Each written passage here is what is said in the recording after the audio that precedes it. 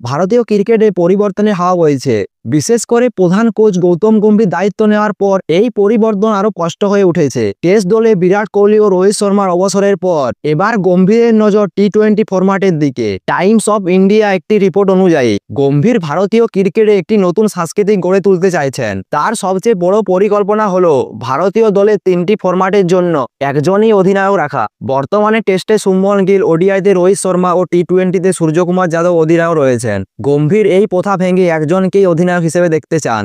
আসন্ন অস্ট্রেলিয়া সিরিজের পরেই হয়তো রোহিত শর্মা ওয়ানডে ক্রিকেট থেকে অবসর নিতে পারেন। অন্যদিকে টি-20 ফরম্যাটে অধিনায়কত্ব সূর্যকুমার যাদবের হাত থেকে শুভমন গিলের হাতে চলে যেতে পারে। তবে এশিয়া কাপ পর্যন্ত সূর্যকুমার যাদব টি-20 দলের অধিনায়ক হিসেবে থাকবেন। যদিও বর্তমানে শুভমন গিলের টি-20 দলে জায়গা পাকা নয়, তবে গম্ভীর যদি তাকে টি-20 দলের অধিনায়ক হিসেবে বেছে নেন তাহলে এশিয়া কাপের দলে তার প্রত্যাবর্তন হতে পারে। বোর্ডের এক অধিকারী জানিয়েছেন, গম্ভীরের লক্ষ্য হলো একজন নির্দিষ্ট অধিনায়ক তৈরি করা যা দলের মধ্যে একতা ও উন্নতি করতে সাহায্য করবে।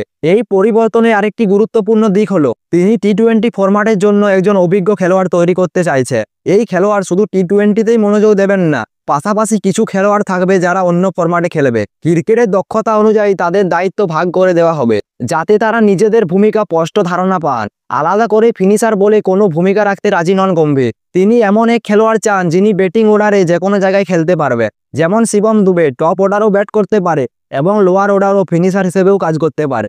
গম্ভীরের এই পরিকল্পনা ভারতীয় ক্রিকেটে ভবিষ্যতে একটি নতুন রূপ এনে দেবে। একজন কোচের এই ধরনের দৃষ্টিসম্পন্ন সিদ্ধান্ত ভারতীয় দলের পারফরম্যান্সে কতটা বদল এনে দেয় সেটাই এখন দেখার বিষয়। তাহলে বন্ধুরা, ভিডিওটি ভালো লাগলে ভিডিওটি লাইক দিয়ে চ্যানেলটি সাবস্ক্রাইব করে দিন। দেখা হচ্ছে পরের ভিডিওতে। জয় হিন্দ।